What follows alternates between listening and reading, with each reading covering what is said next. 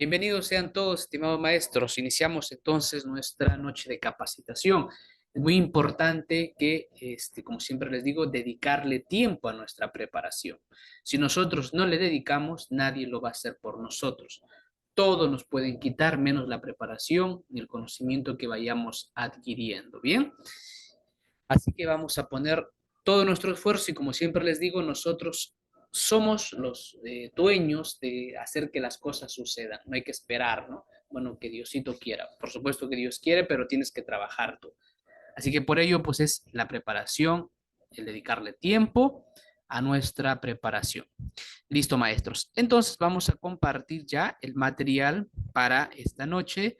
Este, el día de ayer nos habíamos quedado desarrollando estas preguntas y vamos a ir a la pregunta 32. A ver, vamos a ver un momento aquí, por acá y allí. Listo. Muy bien. Bienvenidos a todos los que se van incorporando. Ya se incorporarán más en el transcurso de la sesión. Bueno, vamos, fíjense, aquí tenemos esta pregunta 32, ¿ya? Esta pregunta 32 que dice lo siguiente, a ver. Una docente se propuso que los estudiantes interpreten adecuadamente las fuentes doctrinales de la iglesia. Un momentito aquí, a ver.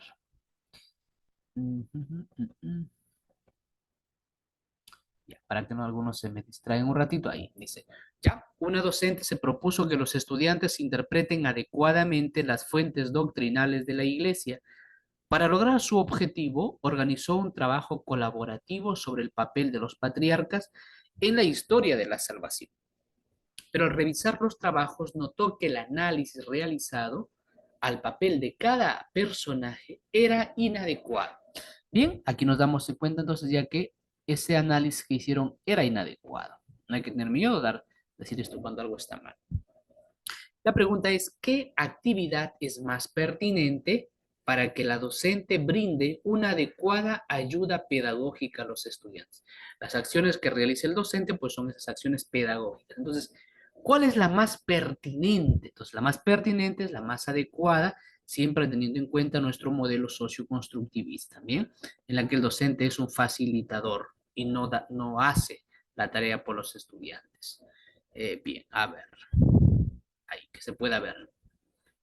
Ahí se ve todo. Listo. Miren, la alternativa A dice mostrar cómo se debió realizar el trabajo, o sea, porque está inadecuado, ¿no? Bueno, dice mostrar cómo se debió realizar el trabajo y cuáles eran las interpretaciones que debían presentar y pedirles que comparen sus trabajos con lo presentado para que sean conscientes de los errores que cometieron. B, destacar lo positivo del trabajo a través de preguntas, orientarlos para que identifiquen los errores y ayudarlos a encontrar estrategias según sus dificultades para que puedan mejorar en la interpretación de las fuentes escritas. C. Destacar los trabajos de cada equipo, aun cuando presenten errores, para que no se sientan desmotivados y darles una oportunidad para presentar de nuevo la tarea, resaltar los aspectos positivos comunes de todos los trabajos y realizar las sesiones sobre la historia de la salvación para que se aclaren las dudas. ¿Listo? Muy bien, maestros, entonces aquí tenemos esta actividad. Bueno, vamos a activar el chat por si alguno quiera marcar algo, decir algo. Vamos a activar el chat para esta preguntita y ponemos todos. Ya está. ¿Cuál marcarían? A ver, ¿cuál han marcado los antiguos? ¿Cuál marcarían los nuevos? Bien, y aquí lo que se trata es explicarles por qué, ¿verdad? Listo, maestros, excelente. La respuesta correcta es la alternativa B. ¿Por qué no puede ser la A? Fíjense en la A, dice, mostrar cómo se debió realizar el trabajo. No, no se trata de que el docente diga, bueno, así se debió hacer el trabajo, ¿no? De hecho, en esa retroalimentación, en todas las actividades que el docente va a realizar en la metacognición, obviamente el docente, de hecho la evaluación formativa, ¿no? En general, el docente se acerca al estudiante y cuando ve que está haciendo algo que no está correcto de acuerdo a las indicaciones, entonces el docente tiene que realizar acciones que le ayude al estudiante a darse cuenta si está bien o no su trabajo y orientarlo, ¿no? De hecho, ese es el andamiaje, ¿no? El andamiaje que el docente, que es darle todas las herramientas, las estrategias para que el estudiante coloque pues la información adecuada en el lugar adecuado, ¿ya? Entonces, esta primera actividad pues no hace eso, ¿no? Porque el docente dice, mostrar cómo, chicos, así se tuvo que hacer el trabajo. Bueno, pues ya está, ¿no? ¿Qué hace más el estudiante, no? Bueno, pues muy bien, profesor, usted sí lo sabe hacer, ¿no? Bien, entonces no puede ser la A por ello. Fíjense la C. Destacar los trabajos de cada equipo, aun cuando presenten errores, ¿no? Para que no se sientan desmotivados y darles uno por... Eso no es correcto. O sea, bueno, chicos, no se preocupen, porque si no lo vamos a hundir. No, no se trata de ello, ¿no? Si el trabajo está mal, y para eso está precisamente la labor del docente para orientarlo, ¿no? Entonces en la B dice destacar lo positivo del trabajo, algún aspecto positivo, a través de preguntas, orientarlos para que identifiquen los errores. Ellos, o sea, el docente es un conductor, no es un pedagogo. El pedagogo es el que lleva de la mano para que el estudiante se dé cuenta de cuáles fueron sus errores y ayudarlos a encontrar estrategias, que es el andamiaje, según sus dificultades, para que puedan mejorar en la interpretación de fuentes escritas. Bien, por lo tanto, la respuesta correcta es la alternativa B. ¿Listo? Muy bien, vamos a la siguiente. ¿Qué nos dice la 33? Fíjense, la 33 dice, María, al pasear por un bosque lleno de árboles majestuosos y escuchar el canto de los pájaros, queda en silencio por un momento. Al preguntarle qué le pasa, ella responde, nunca había sentido algo así antes. Es como si la naturaleza tuviera un lenguaje propio y me dejara sin palabras. ¿Cómo pueden existir cosas tan increíbles en el mundo? ¿Qué característica de la espiritualidad se manifiesta en las preguntas de María? ¿Asombro, trascendencia o experiencia religiosa? ¿No? Es importante este desarrollo de la competencia espiritual, que es un tema obviamente, ¿no? Que también se tiene que explicar cuál es la función, en qué consiste. Y aquí dentro de la competencia espiritual tenemos lo que es el asombro, la trascendencia y la experiencia religiosa. Y mis maestros tienen que saber diferenciar qué es el asombro, qué es la trascendencia y qué es la experiencia religiosa. ¿Bien? ¿Listo? Entonces, a ver. Vamos a ver por aquí sus respuestas. Ya, estamos en la pregunta 33, ¿verdad? Muy bien, maestros. Excelente. ¿Ya? Entonces, es el asombro. ¿Ya? El asombro. Listo. Miren, algo importante en el tema del asombro es que tiene que darse parte de la naturaleza, ¿no? De la creación. Es importante ahí. Cuando ven ahí, ¿no? La contemplación de la naturaleza y ante esa contemplación el estudiante, la persona hace esas preguntas, ¿no? Bueno, pues es una característica propia del asombro, parte de la naturaleza, ¿ya? En cambio, para que sea la trascendencia, ¿ya? Para que sea trascendencia, no se tiene que quedar ahí, sino tiene que llevarnos a las preguntas trascendentales propiamente, ¿no? En referencia también a la divinidad.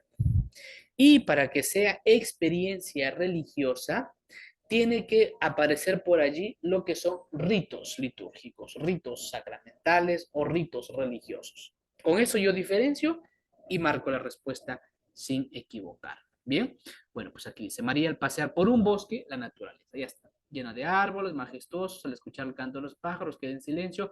Por un momento al preguntarle qué le pasa, ella responde, nunca había sentido algo así, es como si la naturaleza tuviera un lenguaje propio y me dejara sin palabras. ¿Cómo puedes?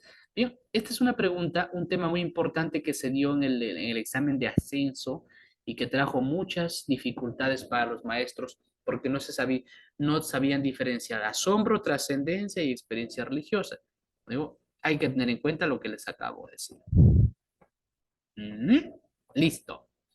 34. A ver, vamos con la 34. Muy bien. Estamos llegando a 76 maestros en la sala. Bienvenidos, maestros que se van incorporando recién. Bienvenidos. La pregunta 34 dice lo siguiente. Vamos a hacerlo un poquito más grande. Carlos, al participar en una ceremonia religiosa en su templo, Se sumerge profundamente en las oraciones y rituales, siente una conexión intensa con lo divino y una sensación de paz interior. Al salir comenta, experimenté algo sagrado durante la ceremonia, sentí la presencia de lo divino y un sentido de propósito de mi vida. Esta conexión espiritual me guía y fortalece. ¿Qué característica de la espiritualidad se manifiesta en las reflexiones de Carlos? Asombro, trascendencia o experiencia religiosa. Bueno, como ya les di la explicación, ustedes ya dieron la respuesta. O sea, teniendo claro esas pequeñas definiciones, luego dices, claro, si alguien se enfrenta a esta pregunta, dice, ¿cómo saber, no? Si es asombro, si es trascendencia, pero como ustedes ya tienen esa pincelada, ya saben, ¿no? Para que sea experiencia religiosa tiene que aparecer por ahí la palabra ceremonias, rituales, oraciones, ya está. Bien, así de facilito, maestros, ¿sí? Así de facilito es. Por lo tanto, aquí es experiencia religiosa. Aparece claramente aquí, vean. Se sumergen profundamente en las oraciones, rituales, porque claro, alguien que no se ha preparado dice, oye, pero puede ser asombro, porque mira, se asombra, ¿no? Dice aquí, que se sumerge profundamente. Puede ser asombro, ¿no? Porque aparece claramente aquí el tema de las oraciones rituales. Ya está. Así de fácil, maestros, son los exámenes. Solamente es tener la llave maestra. 35. Una profesora de religión quiere evaluar el conocimiento previo de sus estudiantes sobre las principales festividades cristianas. ¿Cuál de las siguientes actividades sería más efectiva para recoger estos saberes previos? Acá hay que centrarse en saberes previos. Lo otro como que me distrae un poco de festividades cristianas, sí, pero lo que pide aquí es saberes previos. ¿Cómo se recoge? A. Pedir a los estudiantes que investiguen y presenten un informe sobre el origen y significado de la Navidad, la Pascua y Pentecostés. B. Organizar una discusión en clase donde los estudiantes compartan lo que saben sobre las festividades cristianas y cómo las celebran en sus hogares. Y C. Repartir un cuestionario con preguntas sobre las festividades cristianas y sus simbolismos para que los estudiantes respondan individualmente. A ver, maestro, ¿cuál han marcado? ¿Cuál marcarían si les viniera este en el examen? Porque a veces se repite. ¿Ya? Vamos con la 35. Muy bien. Vamos con la pregunta 35. A ver. Listo. Correcto. A ver. Muy bien. Ahí está. La B. ¿Por qué tiene que ser la B? Hay que acordarnos aquí. Esto es un repaso. Ojo, hay que tener en cuenta si me piden sacar saberes, recojo de saberes previos, nunca puedo marcar una alternativa que hable que se le reparte una cita, se le reparte un cuadro comparativo, se le reparte esto, se les dice, se les explica esto. No. Saberes previos, los saberes previos son aquellos conocimientos que el estudiante tiene, sabe, conoce, lo que él tiene, que pudo adquirirlos en la escuela, en el colegio o en la experiencia cotidiana. Esos conocimientos pueden ser verdaderos o pueden estar equivocados. Esos precisamente saberes previos se van a ver confrontados con el conflicto cognitivo. Cuando el estudiante se produce un desequilibrio en esos saberes que tiene y no sabe dar respuesta. Bien, entonces, teniendo en cuenta esto, fíjense la A. Pedir a los estudiantes que investiguen y presenten un informe sobre el origen y el significado de la Navidad. Bueno, pues ya está, ¿no? ¿Cómo vas a pedir a los estudiantes que investiguen? Si se trata de recojo de saberes previos, ¿no? Luego van a investigar. Así que nada. La C dice repartir un cuestionario. No, no se puede repartir. Vas a recoger saberes previos. Lo que ellos tienen, saben, conocen. B, ya estamos en la 35, dice organizar una discusión en clase donde los estudiantes comparten lo que saben. Punto clave. Ya está. ¿Bien? Estas preguntas, por eso si tú aplicas las estrategias, mi maestro, vas a responder esta pregunta en 10, 15 segundos máximo. Y te sobra tiempo para tomar tu refrigerio después del examen con tranquilidad. Bien, vamos con la 36. A ver, vamos a ver, ¿cuánto estamos en la sala? Ya estamos 85. Muy bien, bienvenidos a los que se están incorporando. A ver, 36. Como parte de una experiencia de aprendizaje, los estudiantes han analizado algunos capítulos de Fratelli Tutti y de la parábola El Buen Samaritano. A partir de las enseñanzas que han reconocido en ambas fuentes, Fratelli Tutti y El Buen Samaritano, han elaborado compromisos que asumirán para contribuir con la construcción de una sociedad más justa. fraterna y solidaria. Después de que los estudiantes en plenaria han comentado sus compromisos y cómo van a ponerlos en práctica, la docente busca promover en ellos la metacognición con respecto a sus estrategias de aprendizaje. ¿Dónde ponemos la lupa, como dice el padre Toro? Aquí, en la metacognición, ¿ya? Con respecto a sus estrategias de aprendizaje. ¿Cuál de las siguientes actividades promueve procesos de metacognición en los estudiantes sobre sus estrategias de aprendizaje? Bien. ¿Cuál de las siguientes actividades promueve procesos de metacognición en los estudiantes sobre sus estrategias de aprendizaje? A ver. A. Preguntar a los estudiantes qué otras fuentes de información seleccionaron para la elaboración de sus compromisos y solicitarles que especifiquen qué enseñanzas extrajeron de cada una. B.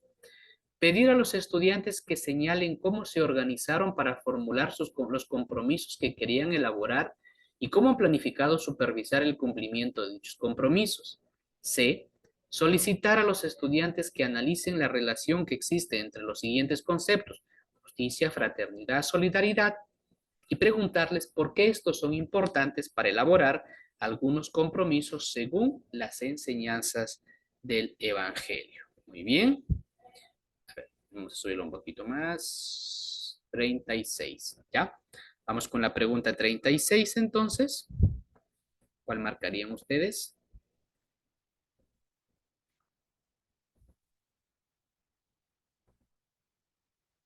Algunos marcarían la C, otros marcarían la B.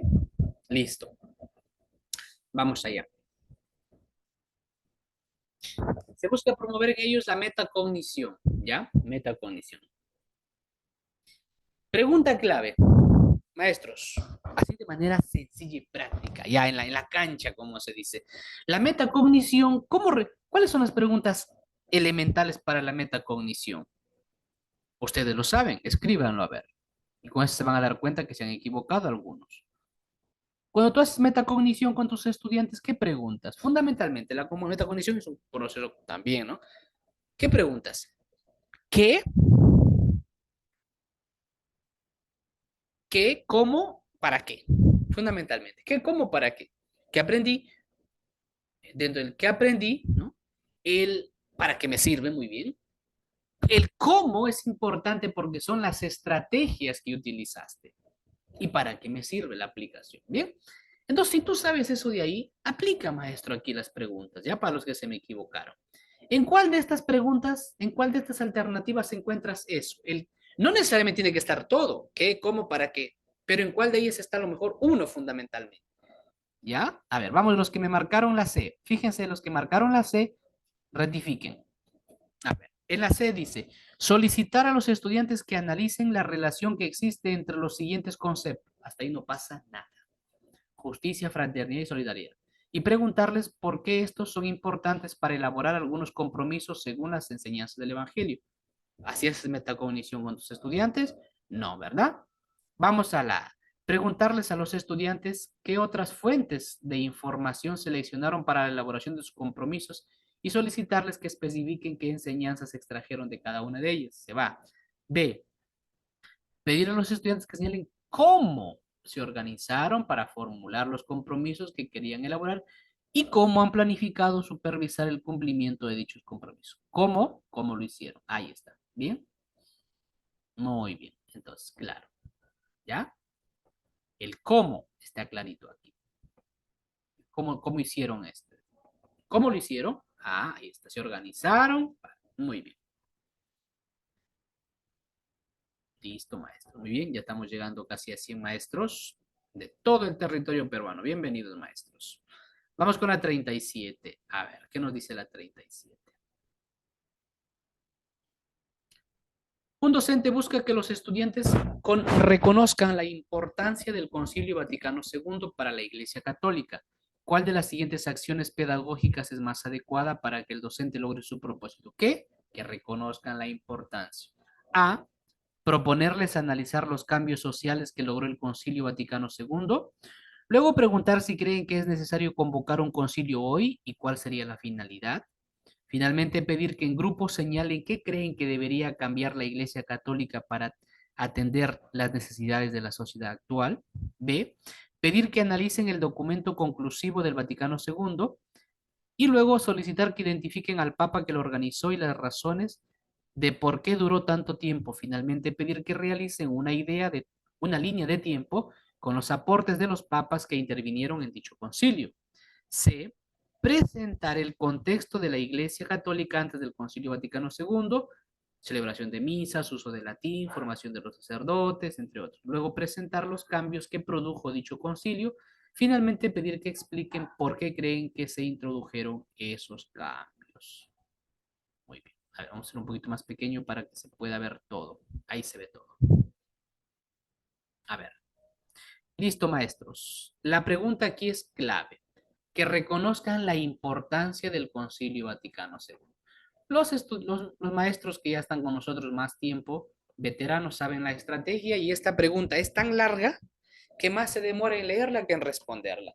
Porque se responde, los que se han preparado la responden en 3 segundos.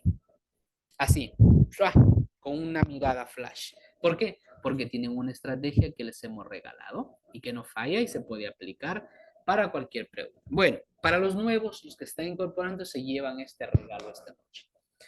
Si tú no tienes esta estrategia, tienes que sentarte a leer, meditar, ¿no? Sacarte unas cuantas canas y decir, para que ellos reconozcan la importancia del Concilio Vaticano II, ¿cuál es la estrategia más adecuada? Bueno, pues los maestros, como digo, ya los más veteranos saben cuál es la estrategia.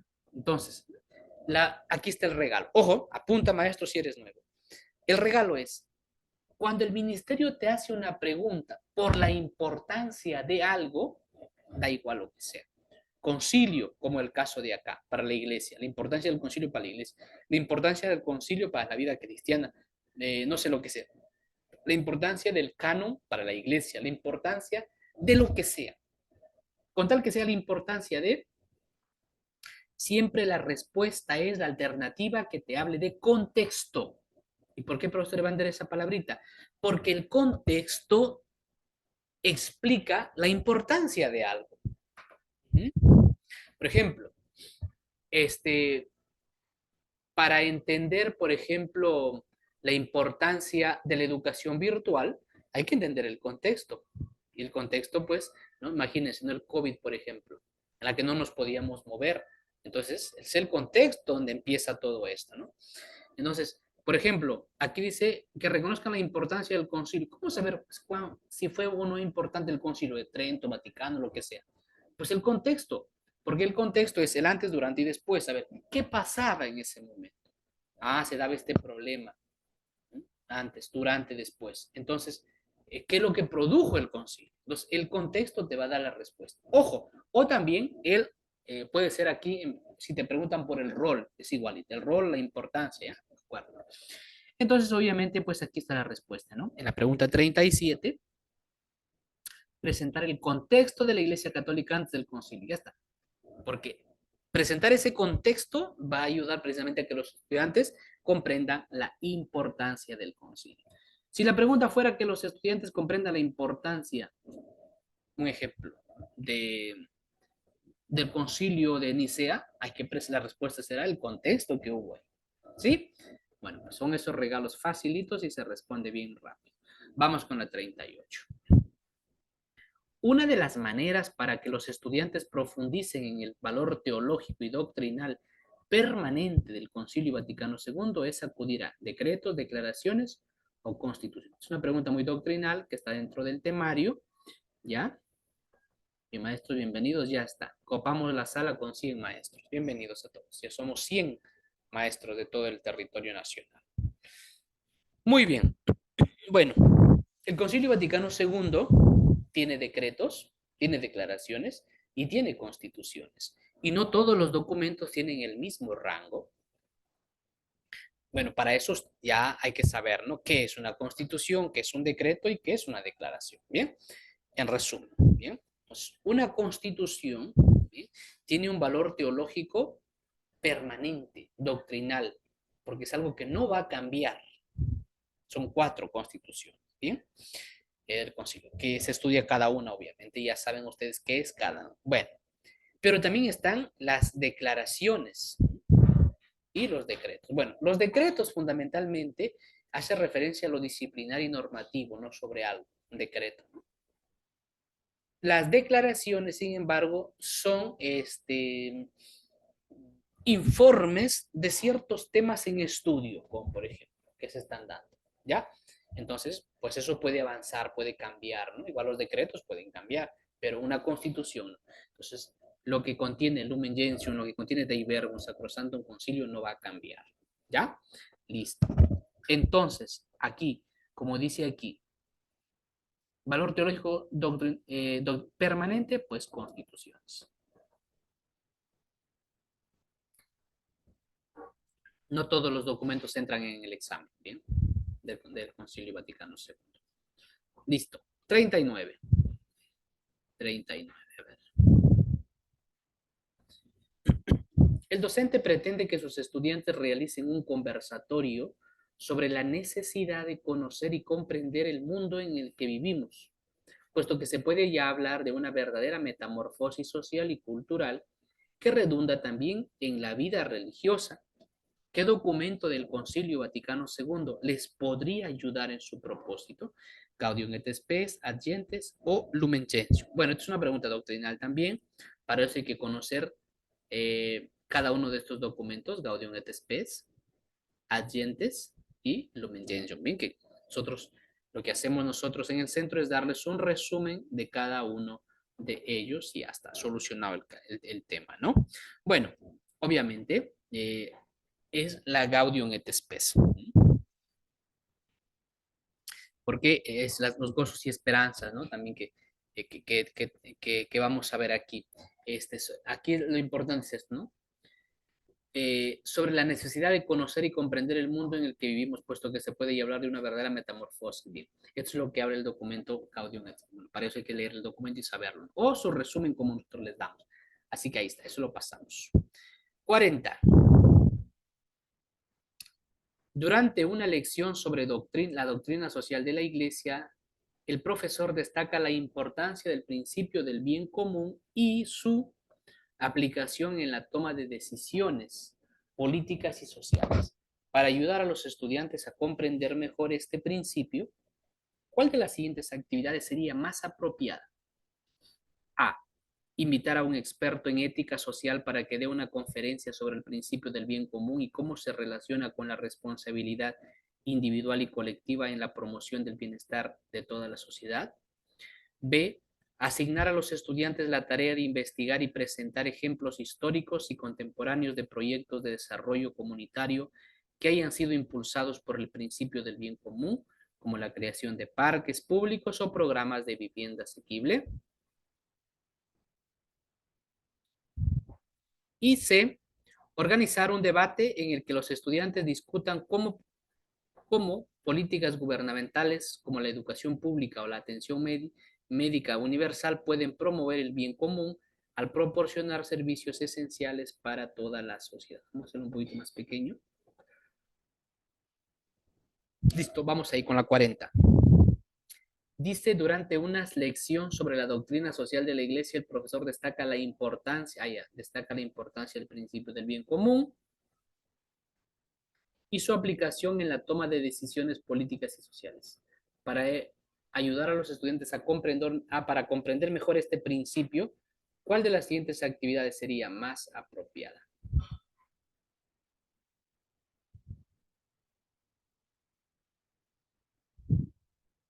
Bueno, rápidamente, todos pueden, a ver,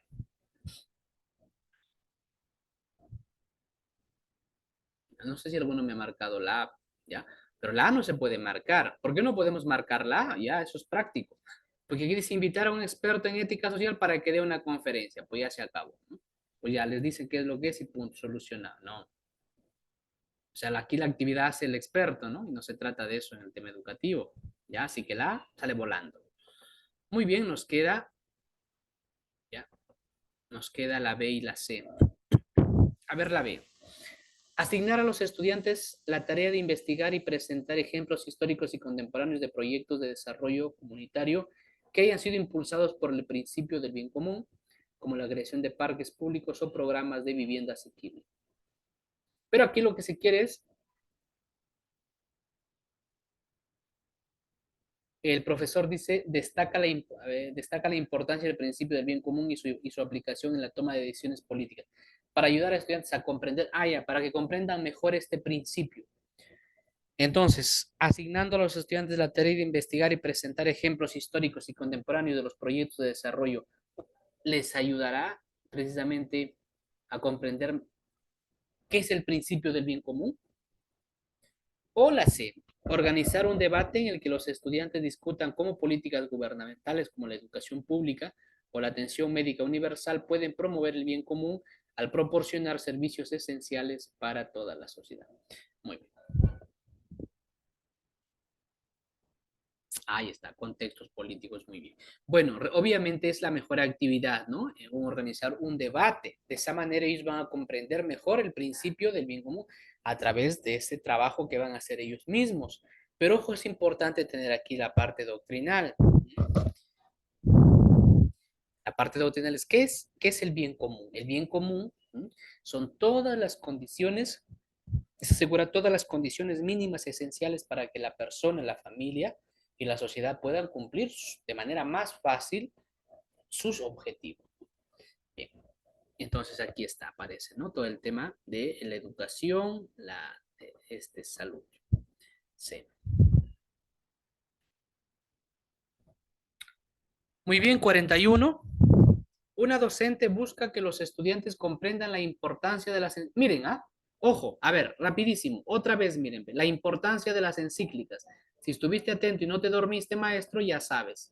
¿Cuál de las siguientes actividades es más adecuada para que logre dicho propósito? Bueno, pues, miren, vamos a comprobarlo. 5 segundos para marcar esa respuesta. 5 segundos. Vamos. 1, 2, 3, 4, 5. Bien, efectivo. Más de 12 respuestas. ¿Por qué? Porque se aplicó la estrategia y no hace falta leerlo todo. Bueno, pero en el examen sí leanlo todo, ¿bien? Pero aquí es una muestra clara de que funciona, ¿bien? ¿Qué tal? ¿Qué dicen los nuevos? Miren, rápido, tú dices, maestro, al toque dices tú, mira, la A no puede ser porque aquí dice explicar qué son las encíclicas. No, fuera de lugar. Ya está. La A es siempre la que está loca. Bien,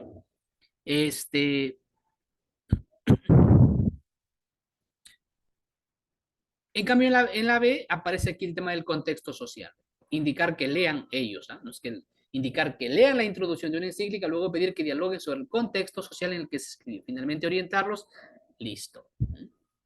Entonces, ¿cómo van a comprender la importancia de las encíclicas? A través, pues, leyendo esto, ¿no? El contexto social.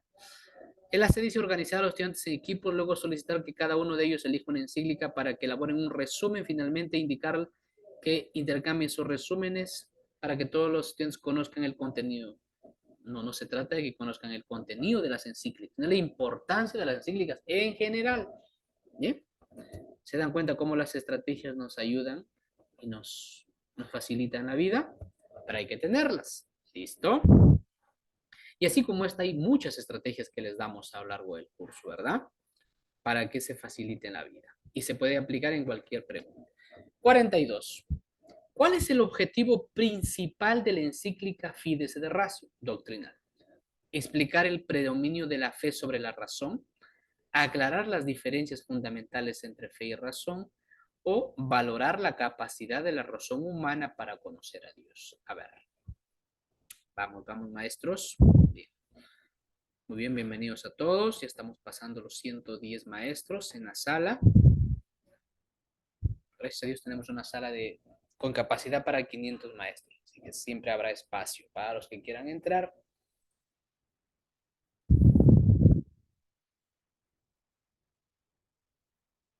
Muy bien, estamos con la pregunta 42, la respuesta correcta ya está. Valorar la capacidad de la razón humana para conocer a Dios. Esa es la finalidad primordial de la encíclica, ¿bien? No es explicar el predominio de la fe y la razón, aclarar diferencias entre ambas, no, sino valorar la capacidad de la razón humana para conocer a Dios, ¿no? Fides de ratio, la fe y la razón son las dos alas por las que el entendimiento humano llega a la contemplación de la verdad. Listo, vamos, 43. Leemos el siguiente texto de la encíclica Fratelli Tutti. Las distintas religiones, a partir de la valoración de cada persona humana como criatura llamada a ser hijo o hija de Dios, ofrecen un aporte valioso para la construcción de la fraternidad y para la defensa de la justicia en la sociedad. El diálogo entre personas de distintas religiones no se hace meramente por diplomacia, amabilidad o tolerancia, como lo enseñaron los obispos de India. El objetivo del diálogo es establecer amistad, paz, armonía y compartir valores y experiencias morales y espirituales en un espíritu de verdad y amor. Según el texto, podemos decir que se está hablando de diálogo ecuménico, diálogo interreligioso, diálogo teológico. Bueno, pues también hay que saber la diferencia, qué es un diálogo ecuménico, qué es un diálogo interreligioso, qué es un diálogo teológico. ¿Ya? Vamos con la pregunta 43. A ver cuál marcarían.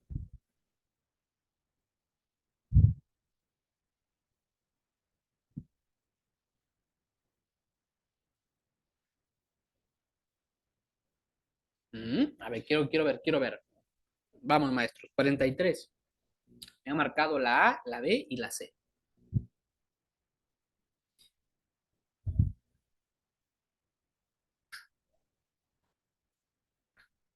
Miren, como digo yo, digo de cariño, ¿eh?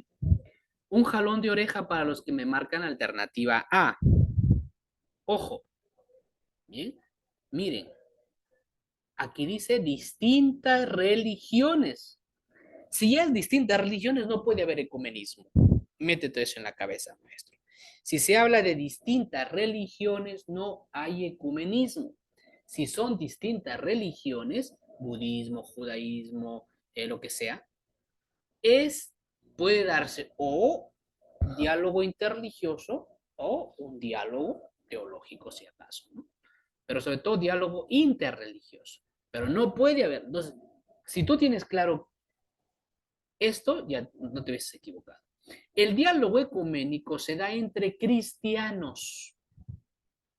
¿Ya? Son todas las acciones para la unidad.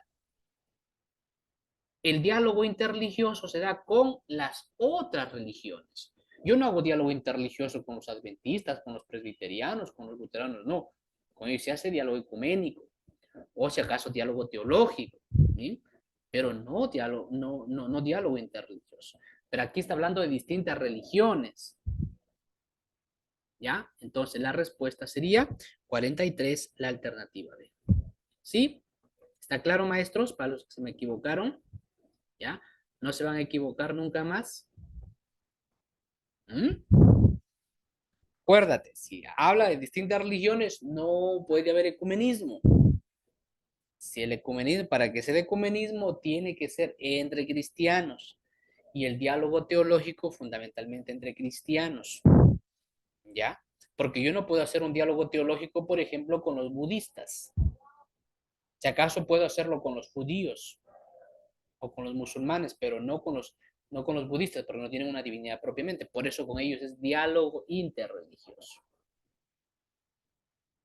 Entre las 5 religiones cristianas, muy bien, maestro Pablo Alarcón, con ellos hacemos el diálogo interreligioso. ¿Ya? Listo, muy bien, excelente. Vamos con la 44. El docente pretende que los estudiantes hablen sobre la organización de la iglesia. ¿Cuál de las siguientes cartas les ayudaría en su propósito?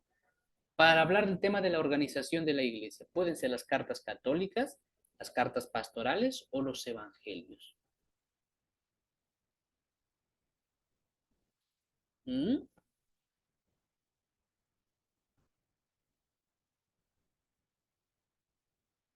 Excelente. Obviamente, yo supongo que nadie marcaría la alternativa C, porque quien marca la alternativa C es porque está despistado. ¿Por qué? Porque aquí me está diciendo claramente cuál de las siguientes cartas y no puedo marcar los evangelios. Así que ya tengo asegurado el 50%, ¿no? Bueno, como aquí habla el tema de la organización de la iglesia, ¿ya? Entonces, el tema de la organización de la iglesia lo vamos a ver en las cartas pastorales. ¿Ven? Miren, maestra Sonia, ¿qué le pasó? Estoy diciéndole, no se duerma. Maestra Sonia, si aquí me dice cartas, Voy a marcar un evangelio. ¿Mm? Imagínense, cuidado, porque en el examen te pierdes 3 puntos de nombramiento y si eres de ascenso, 1.5. Mucho cuidadito. ¿Ya? A veces son preguntas bien facilitas y así nos equivocamos. Nos dice aquí claramente que no puede ser evangelios porque me dice cartas y yo marco evangelios. Cuidado. ¿Ya? Cartas pastorales. Las cartas pastorales me van a ayudar para hablar sobre el tema de la organización de la iglesia, cómo se organiza, todo esto. 45. Pregunta 45. Una docente busca que los estudiantes identifiquen la relación de concordancia entre el Antiguo Testamento y el Nuevo Testamento. ¿Cuál de los siguientes textos son adecuados para el propósito de la docente? A. La historia de Abraham y la historia de Juan Bautista. B. La narración de la Torre de Babel y el texto de Pentecostés. Y C. El relato de la creación y la parábola El grano de mostaza. Ya. Sobre el tema de concordancia van a tener una pregunta. Por lo general suelen ser fáciles estas el tema de la concordancia, ¿no? Porque es buscar distintos textos que de alguna manera hablen del tema utilizando la alegoría también. ¿Ya? Ahí está también, ¿no? Lo que es la alegoría. Cuando hablamos, ¿no? De la interpretación de la Biblia. Tiene dos sentidos, el sentido literal y el sentido espiritual. Y el sentido espiritual tiene a su vez, se divide en, ¿no? Alegórico, anagógico y moral. Por lo tanto, hablamos de 4 sentidos de la Sagrada Escritura. Ya, muy bien. La narración de la Torre de Babel y el texto de Pentecostés. Babel, confusión de lenguas. Pentecostés, no se entendía, al contrario, se entendían todos, ¿no? Muy bien. Ya está, fácil así. Esta van a tener una pregunta, sí o sí. 46. Vamos con la pregunta 46. El docente busca que los estudiantes lean el concilio en que se declaró el dogma mariano de la maternidad divina. ¿Cuál es este concilio? Éfeso, Trento, Vaticano II. Bueno, en el temario está Nicea, Éfeso, Trento y Vaticano II. 4 concilios para el examen, ¿ya?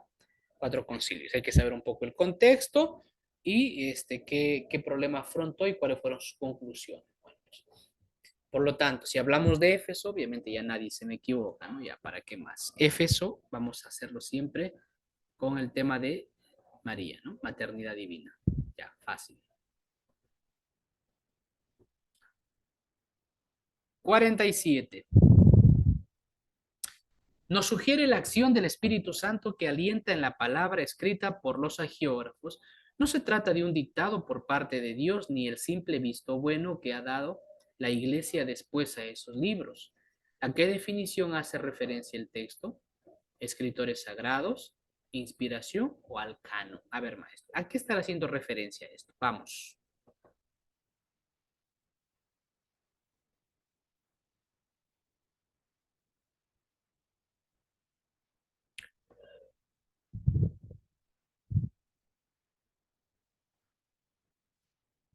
¿Ya? Alguno me ha marcado la C. A ver, ¿qué es el canon? El canon es la lista de los libros considerados inspirados. Es la lista, el canon es la lista ya de los libros. ¿Y por qué están en el canon? Porque son inspirados.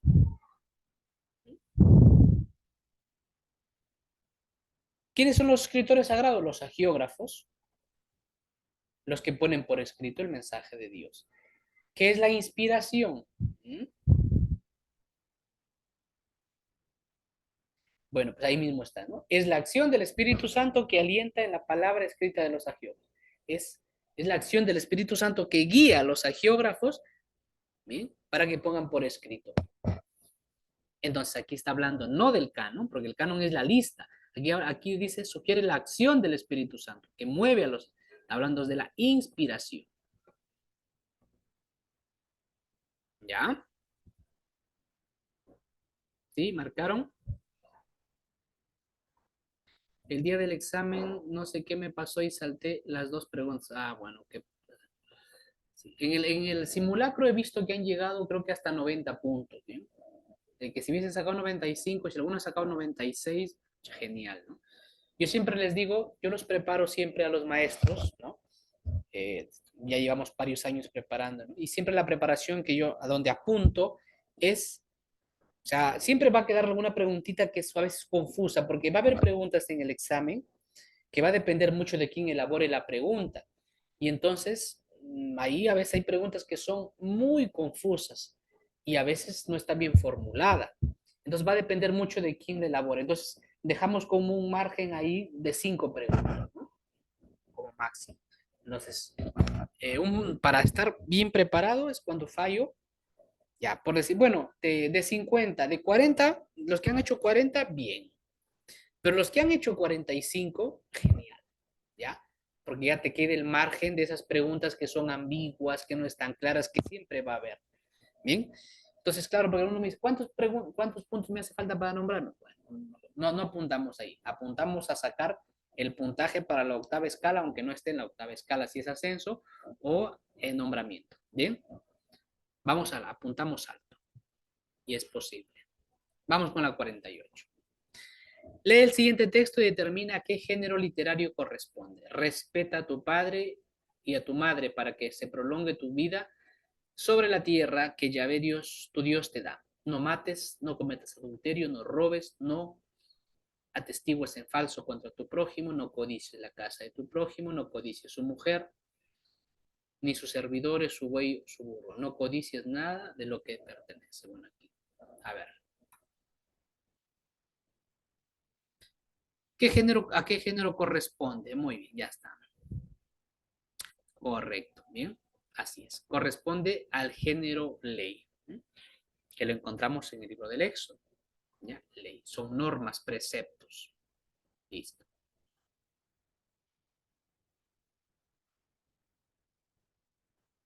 Muy bien. Penúltima, maestros. Vamos con la penúltima. De las siguientes alternativas, ¿cuál no es correcta? Cuidado con estas preguntas, porque a veces nos equivocamos. ¿Cuál no es o cuál es? A.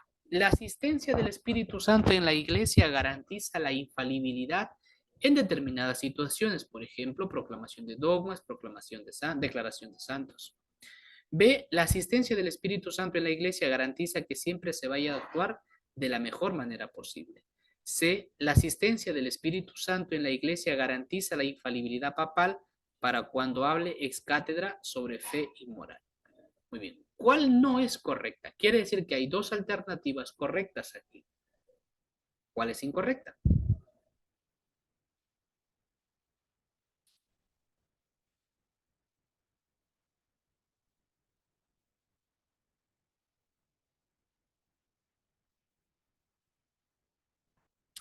Sí, maestra Margarita, no se preocupe. Ahora al final vamos a dar algún número, no se preocupe. No se preocupe, maestra Margarita. Igual ya se lo envío aquí a su chat para que lo tenga bien, pero ya lo voy a dar. 942-903-448.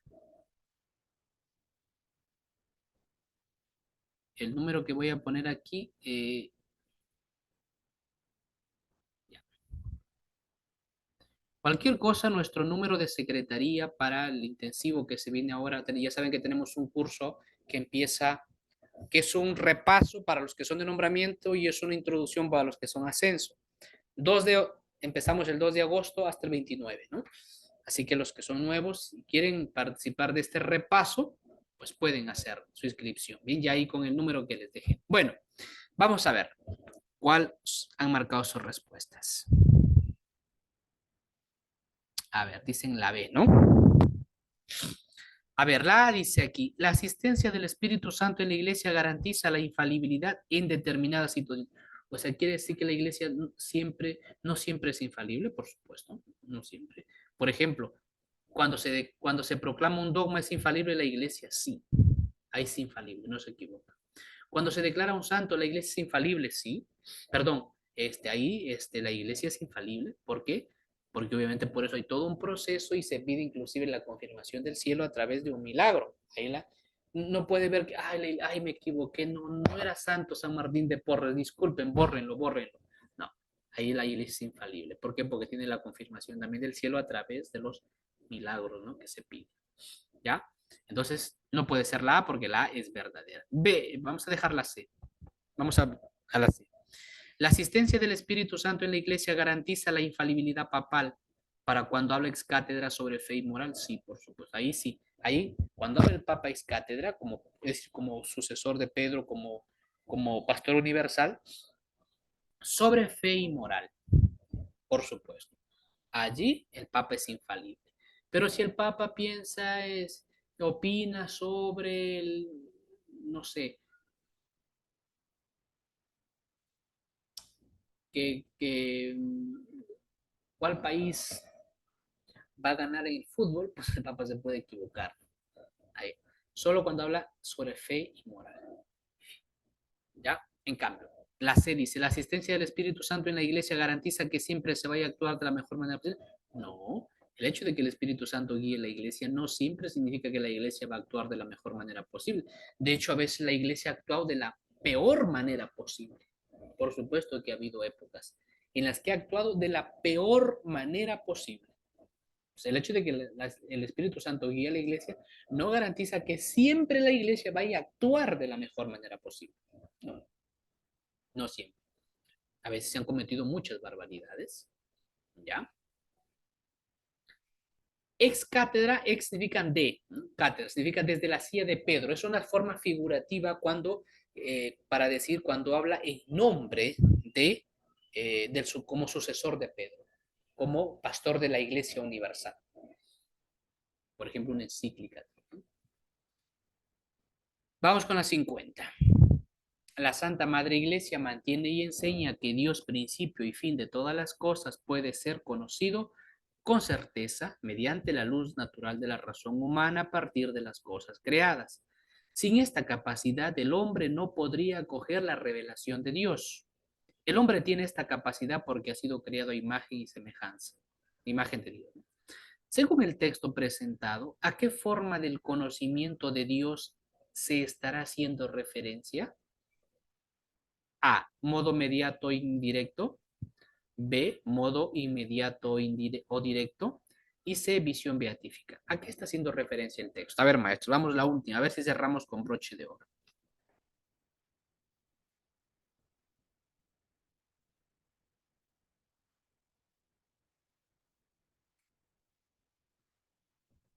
Bueno, hemos llegado a 115 maestros esta noche. Listo. Bien. A ver, maestros, tenemos aquí, fíjense, miren. La Santa Madre Iglesia mantiene y enseña que Dios, principio y fin de todas las cosas, puede ser conocido. Ya, primera cosa, Dios puede ser conocido con certeza mediante la luz natural de la razón humana. No está hablando aquí de la revelación. A partir de las cosas creadas. ¿Cuáles son las cosas creadas, profesor Evander? Pues la creación, la naturaleza, lo que tenemos. Entonces, lo que nos dice aquí es que Dios puede ser conocido a partir mira, yo miro la belleza de un paisaje, la complejidad de la vista, y digo, pues mira, el creador de esto tiene que ser mucho más, ¿no? Mucho mayor. Ah, entonces estoy conociendo a Dios directamente, la visión beatífica cara a cara, no, face to face, no. Estoy conociéndolo a partir de. Entonces, quiere decir esto, que esto es directo, no, esto es algo indirecto, ¿no? Indirecto, modo mediato, indirecto. No puede ser directo, porque estoy partiendo de la criatura al creador. Y la visión beatífica es la visión que tienen los santos, obviamente, ¿no? Los que ven a Dios. Eso ya es una visión directa, no puede ser. Aquí es de manera indirecta. ¿Por qué? Porque a partir de la creación yo llego al creador. ¿Mm? ¿Listo? Muy bien, excelente maestros. Bueno, pues de esta manera estamos terminando. ¿Qué les ha parecido? Ya saben, para los maestros nuevos que empezamos un curso de repaso intensivo 2 de agosto. Las clases son martes, jueves y viernes de 7:30 a 9 vía Zoom. Y los sábados, para los de nombramiento, damos habilidades generales, comprensión lectora y razonamiento lógico. Para los que están de ascenso, esta clase yo de ascenso puedo participar en esta clase, por supuesto, martes, jueves y viernes, porque es totalmente siguiendo el temario, ¿no? Tanto de nombramiento y ascenso. Para los de nombramiento es un repaso, listo, para el examen y para lo del ascenso es una introducción que se verá luego en septiembre propiamente con el ciclo regular. Bien, así que los que quieran participar, sí, esta grabación de esta noche también estará en YouTube, ya la voy a poner en el canal. Cualquier cosa, nuestros números de secretaría es 942-903-448. Cualquier cosa, si quieren unirse al grupo, pueden escribir a ese número un mensaje pidiendo información y les van a contestar y ser parte de nuestro grupo de capacitación que empezamos ya, ¿no? El 2 de agosto. Bien, ¿qué les ha parecido, maestros? A ver, coméntenme. Voy a cerrar ya la grabación. Coméntenme cómo les ha ido el simulacro. A ver, vamos a pausar, detener la